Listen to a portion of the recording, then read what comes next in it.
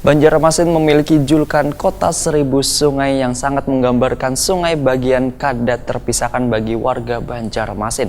Sehingga kada salah bila pemerintah Kota Banjarmasin menginginkan agar sungai-sungai di Banjarmasin menjadi sungai terindah di Indonesia.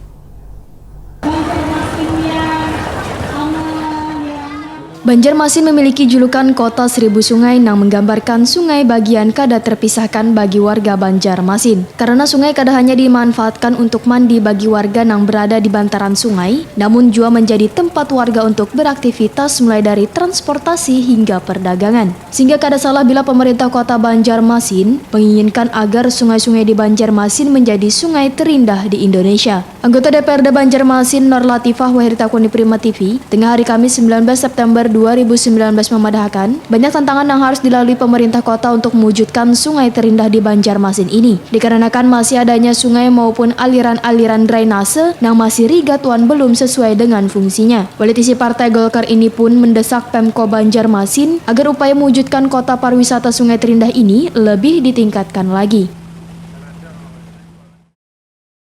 Kota Banjarmasin, tapi semua sektor, partisipasi masyarakat, kemudian dinas terkait, kemudian komunitas-komunitas, ayo kita sama-sama bergotong royong untuk menciptakan kebersihan lingkungan di sekitar, kemudian juga sungai-sungainya.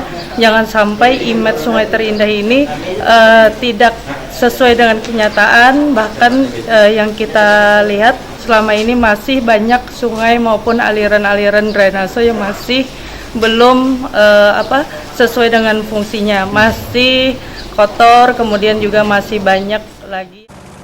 Menurut Nur Latifah, tema yang diangkat pada Hari Jadi Banjarmasin ke-493 tahun 2019 ini, yaitu Banjarmasin Kota Pariwisata Sungai dengan wirausaha baru yang kreatif dan inovatif, diharapkan bisa terselesaikan di sisa jabatan Ibnu Herman ini.